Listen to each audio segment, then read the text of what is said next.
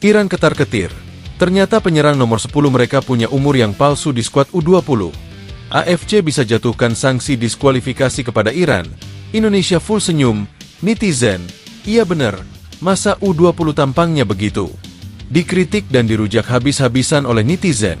Sudah TC setahun sana-sini ke negara lain, tapi mainnya masih gitu-gitu aja. Beranikah Erick Thohir pecat Indra Syafri jika 2 laga terakhir kembali kalah?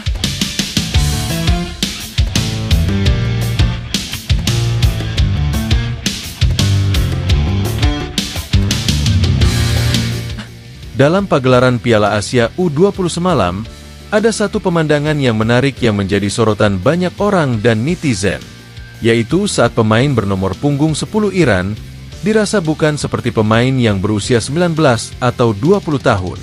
Sorotan itu tajam dan beredar di media sosial tentang Iran yang dianggap melakukan pemalsuan umur. Seperti yang kita tahu, kalau turnamen Piala Asia U20 ini adalah turnamen yang berlangsung di Cina, dan untuk maksimal umur yang bisa ikut adalah 20 tahun. Adapun pemain yang berada di bawah itu, seperti umur 17, 18 atau 19 tentu masih boleh ikut dan tidak melanggar aturan AFC. Tapi yang nggak boleh adalah pemain yang sudah berusia di atas 20, dan sudah lewat dari maksimal tanggal atau bulan kelahiran yang biasa diterapkan oleh pihak AFC. Jika berkaca dari pertandingan semalam, memang dari segi postur dan perawakan wajah, para pemain Iran terlihat jauh lebih matang dan dewasa. Bahkan ada yang anggap kalau Iran semalam adalah timnas senior dan paling mentok U23 karena postur mereka yang memang tinggi besar menjulang. Hal ini berbeda dengan Indonesia, yang mana rata-rata postur pemain Indonesia memang standar dan jarang ada yang menyentuh 195 cm. Kecuali Jens Ravens, Muhammad Ragil, yang memang kelihatan sedikit tinggi menjulang di laga semalam sebagai pemain Indonesia. Lantas, bagaimana fakta tentang pemain Iran yang dianggap palsukan umur untuk bisa main di U20? Dan apa saja sanksi dan resiko yang kemungkinan diterima Iran jika hal itu nanti terbukti? Jika merujuk dari beberapa kasus, memang cukup banyak hal yang terjadi tentang kasus pemalsuan umur di sepak bola dunia maupun Asia. Di Asia sendiri, AFC pernah menghukum Timor Leste beberapa waktu lalu terkait pemalsuan umur pemainnya. Contoh kasus adalah pemain Jaimito da Costa Soares dan Antonio da Costa Soares Moniz. Kedua pemain ini dilarang beraktivitas di sepak bola dan denda. Jaimito dilarang beraktivitas selama 12 bulan dan denda sebesar $10.000 karena dia terbukti menggunakan identitas palsu saat di kelompok umur. Lalu Jaimito, yang lahir pada 2003, sempat mengikuti kualifikasi Piala Asia U19 tahun 2020 dan kualifikasi Piala Asia 2023. Ia menggunakan identitas palsu untuk bisa tampil. Jaimito juga tampil di kejuaraan usia muda regional, termasuk Piala AFF U23 2022, bahkan masuk dalam Best 11. Bahkan lebih parahnya, dia juga bermain di SEA Games ke-31 di Vietnam pada 2021. AFC yang menyadari sang pemain melanggar aturan dari penampilannya di Piala AFF U19 2015 saat usianya baru 12 tahun berdasarkan identitas palsunya. Namun meski begitu, AFC tidak menindak tegas tim Timor Leste, baik itu sanksi diskualifikasi ataupun gugur. Yang ada hanyalah sanksi kepada pemain yang dianggap melanggar, dan sanksi itu pun hanya berupa larangan bermain dalam waktu tertentu ditambah denda administrasi. Jika kita bawa kasus semacam ini untuk timnas sendiri, bahkan saat playoff untuk posisi keempat Olimpiade tahun lalu juga sempat terjadi. Saat itu Indonesia harus playoff melawan Guinea, dan ada salah satu pemain Guinea yang dianggap memalsukan umur karena wajahnya tidak wajar. Namun pada akhirnya hal itu tidaklah terbukti, dan Guinea tetap jadi tim keempat yang mengisi slot ke Olimpiade Paris saat itu. Lantas bagaimana fakta tentang pemain nomor 10 Iran semalam? Apakah dia benar memalsukan umur? Jika melihat biodata lengkap dari pemain tersebut di Wikipedia, ternyata dia adalah pemain kelahiran 2006. Bahkan dia baru genap berusia 19 tahun tanggal 13 Januari kemarin. Dan soal Wikipedia yang bisa diedit memang benar. Tapi AFC saya rasa juga gak sebodoh itu meloloskan pemain yang memalsukan umur. Jadi pada intinya, beliau memang baru berusia 19 tahun. Dan dari regulasi AFC tentu ini tidak ada yang dilanggar.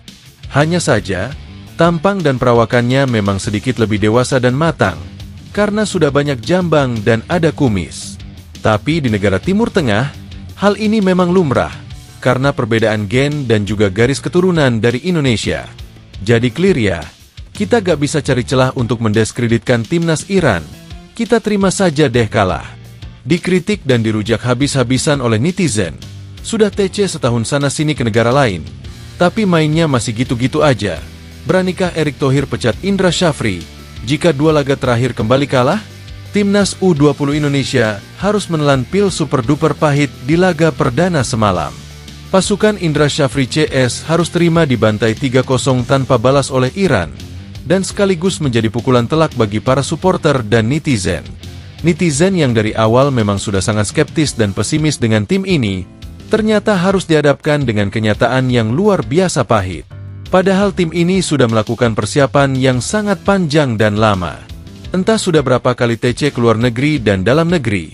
Bahkan dibuatkan turnamen uji coba, tapi hasilnya masih gitu-gitu aja. Gaya mainnya gak berubah, dan polanya tetap sama seperti gaya main Indra Syafri 2013 lalu. Banyak netizen yang menumpahkan kekesalannya di akun media sosial resmi Coach Indra. Mereka rata-rata meneriaki Indra Syafri out, dan sadar diri untuk mundur.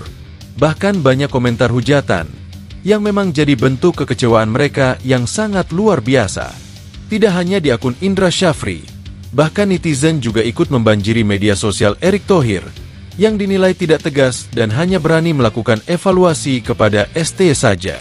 Teriakan evaluasi sudah banyak, dan bahkan sebelum turnamen ini dimulai saja, mereka para netizen sudah teriak Indra Syafri diganti.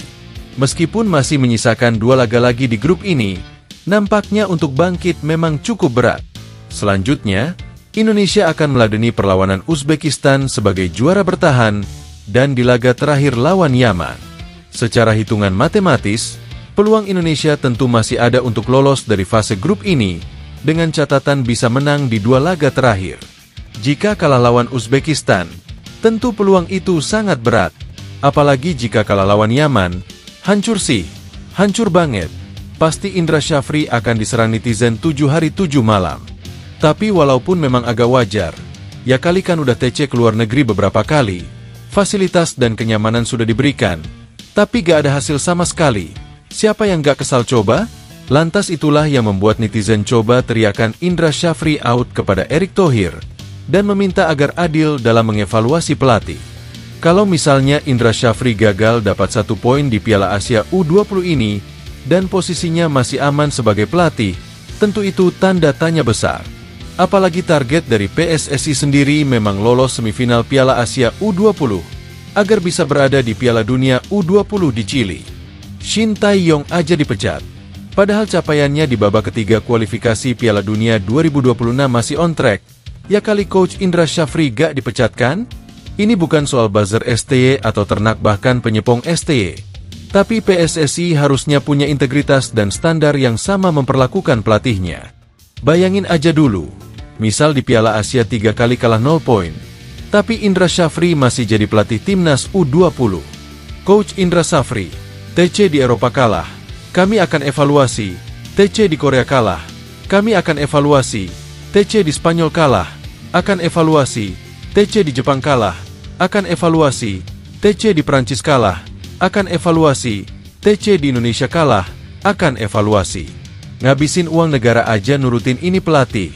Evaluasi aja terus sampai kiamat. Bayangkan dari 2012 sampai 2025 evaluasi.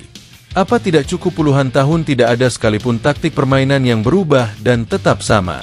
Miskin strategi, sudah mentok taktiknya. Indra Syafri hanya bisa bersaing di level ASEAN, tulis akun Daeng Kifan. Coach Indra itu mau sampai kapan taktikalnya disimpan di lemari? TC di mana-mana hasil 0. Kalau bisa diganti saja pelatih itu, tulis akun Irwan Daeli 91. Tolong segera ancam Coach Indra dan nyander Pak. Biar lawan Uzbek kita menang, tulis akun Fatwas. Pak pelatih U20 wajib evaluasi jika gagal lolos grup Piala Asia. Ganti aja pelatih dari Belanda supaya filosofi dari junior sampai senior sama, tulis akun Rizky Firdaus. Coach kalau tidak mampu lebih baik mundur. Jangan dipaksain, tulis akun Rianto Muhammad. Kemauan lu udah diturutin.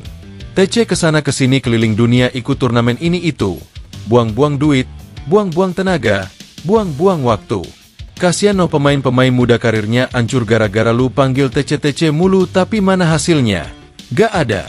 Taktik pun dari zaman Evan Dimas sampai sekarang masih sama. Emang dari dulu cuma jadi badut Asia doang. Level lu tuh cuma ASEAN. Jampi-jampi sama hoki lu gak mempan lawan tim Asia. Indra Syafri out, tulis akun LWHM 44 ton. Pelatih minim taktik habisin duit negara cocoknya out. TC udah beberapa kali tapi masa aja gitu. Out Sapri kalau masih punya malu, tulis akun Martin Paes. Strateginya belum dikeluarkan.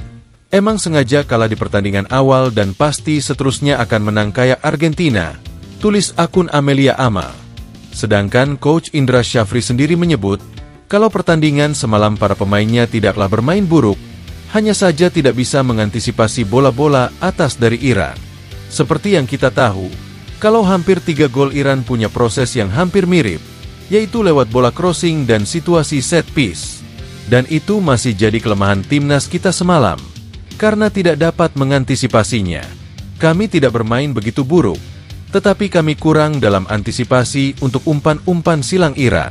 Selain itu, antisipasi bola-bola atas dan duel 1 lawan 1 kami kurang, ucap Indra Syafri. Sebenarnya kita punya kecepatan dan kesempatan untuk lakukan serangan balik bahkan ada beberapa kali bisa membuat peluang, namun sayang kami tidak bisa memanfaatkannya. Setelah ini kita akan evaluasi tim dan fokus siapkan strategi untuk laga selanjutnya melawan Uzbekistan. Kita harus segera lupakan kekalahan ini dan bangkit untuk laga selanjutnya melawan Uzbekistan. Karena kita yakin peluang itu masih ada dan harus optimistis, tutup Indra Syafri. Wah, gimana pendapat kalian guys? Optimis gak timnas U20 bisa lolos dari fase grup? Jangan lupa tinggalkan komentar kalian di bawah.